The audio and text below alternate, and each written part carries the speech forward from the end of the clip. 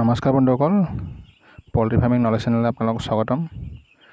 বন্ধুসকল, ভিডিঅ'টো আৰম্ভ কৰাৰ আগত আপোনালোকৰ অনুৰোধ, ভিডিঅ'টো চাই যদি ভাল পায় ভিডিঅ'টো লাইক শ্বেয়াৰ কৰিব আৰু যদি চেনেলটো এতিয়ালৈকে ছাবস্ক্ৰাইব কৰা নাই চেনেলটো ছাবস্ক্ৰাইব কৰি ল'ব।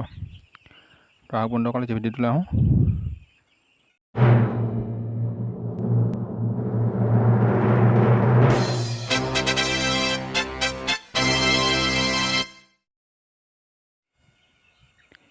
তো বন্ধুসকল, আজি 5 নম্বৰ দিন।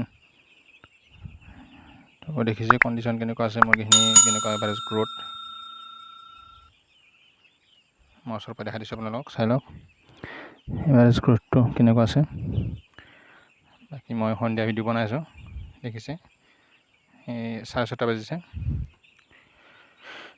দানা পানী দিয়া হৈ গ'ল। তো পানী মই এতিয়া প্লেইন পানী দিছোঁ, মানে প্লেইন পানী মানে একো মেডিচিন দিয়া নাই, একো ছেফগাৰ্ড এচিড একো দিয়া নাই। তো কাৰণ হৈছে অহাকালি ৰাতিপুৱা মানে মই ভেকচিন কৰিম, ভেকচিনটো ৰাতিপুৱাই দিম একদম সোনকালে, 3-4 বজাত দিম, যাতে ঠাণ্ডা পৰি থাকোঁতে মানে সন্ধিয়া দিব দিগদাৰ হয়। দিনটোত গৰমটো পাই আছে, আৰু গৰম মানে বেছি গৰম পাই যাব, সেইকাৰণে মই এতিয়া নিদিওঁ।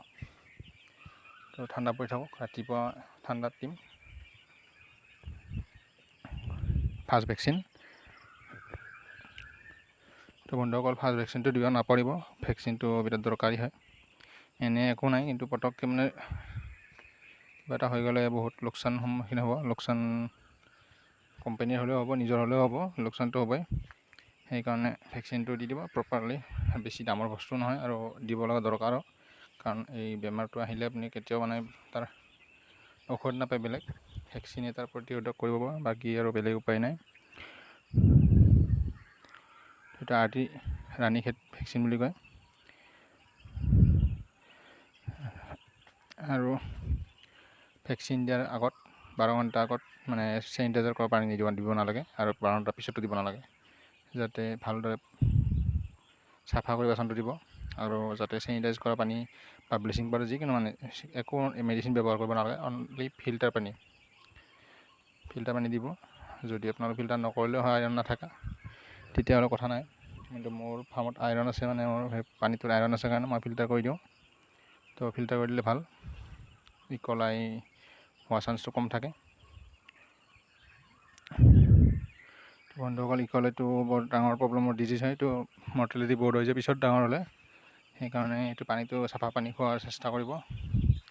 ফাৰ্মত মানে মেক্সিমাম আপুনি ৰিজাল্টটো ফাৰ্মৰ পানীৰ ওপৰতে নিৰ্ভৰ, কাৰণ দানাটোতো কোম্পানী দিয়েই, ভাল বেয়া যি নহওক, ভালে দানা দিয়ে কোম্পানী নিজৰ দানাটো, কিন্তু পানীটো আমাৰ ওপৰত কথা। পানীটো সদায় ভাল পানী খুৱাব পাৰিলে ৰিজাল্টটো ভাল হৈ থাকে।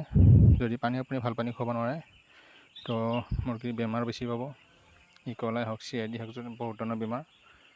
তো সেইকাৰণে আৰু চাইজটো ভাল নহয়, মুৰ্গীৰ ওজন নাবাঢ়ে। সেইকাৰণে চাফা পানী খোৱালে ৰিজাল্টটো ভাল পাব আৰু পইচা ভাল পাব। তো তেনেদৰে কৰিব।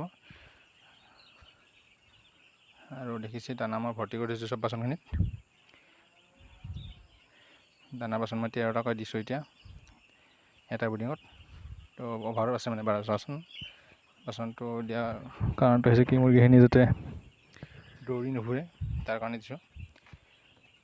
দৌৰি ফুৰা নাইও দিয়াৰ পৰা, মানে প্ৰথম 2 দিন মানে দৌৰি ফুৰিছিল অলপ, তাৰপিছত বাচন এড কৰি দিয়াৰ লগে লগে দৌৰাটো কমি গ'ল। এতিয়া স্পেচটো বঢ়াব হৈছিল, কিন্তু বঢ়াব পৰা নাই। কি কাৰণত, এই মুৰ্গীটো মানে বেছি স্পেচ দিলে মানে কি সোনকালে মানে হেৰি কৰিব, দৌৰিব আৰু সোনকালে পাতল হৈ যাব, ওজনটো কমি যাব। তো ওজনটো অলপ আহক, আৰু 2-3 দিন মানে স্পেচটো নবঢ়াওঁ। এনে আগতে বঢ়াইছিলোঁ, কিন্তু এইটো ব্ৰিডটোৰ অলপ প্ৰব্লেম আছে, বেলেগ মানে মেনেজমেণ্টৰ অলপ ইছ্যু আছে। তো এই ব্ৰিডত মেনেজমেণ্টটো অলপ বেছি হাই লাগে, মেনেজমেণ্টৰ কষ্ট বেছি অলপ। সকলোতকৈ মেনেজমেণ্ট মানে আৰাম হৈছে আপোনাৰ মেনেজমেণ্টত সোনা কোম্পানীত, তাতে মেনেজমেণ্ট বেছি একো ইছ্যু নাথাকে, যিহেতু তেনেকৈ পঢ়িলেও মানে মুৰ্গী ডাঙৰ হ'ব। সেইটো কাৰণে ভাল, তাৰ ব্ৰিডটো ভাল, কোব ব্ৰিড। বাকী এইটো ব্ৰিডৰ এইটো ৰ'জ ব্ৰিড হয়। এইটো ব্ৰিডত অলপমান কষ্টটো বেছি মেনেজমেণ্টৰ। তো উপায় নাই, পে'মেণ্টটো ভাল দিছে কাৰণে মই কৰি আছোঁ, নহ'লে ইমান কষ্ট কৰাৰ কোনো হেৰি নাই, প্ৰয়োজন নাই। বেলেগ কোম্পানী নালাগে বেছি প্ৰয়োজন, ইয়াতে মানে লাগে কাৰণ সেইটো কাৰণতে ব্ৰিডটোৰ কথা। তো ফাৰ্মাৰসকলক কৈছোঁ মানে কি মানে মেনেজমেণ্টটো সদায় ব্ৰিড হিচাপে কৰিব, ব্ৰিডটো লৈ পেলাই কোম্পানী মানে আপুনি ৰেগুলাৰ একে মেনেজমেণ্ট কৰিলে একে ৰিজাল্ট নাপাব।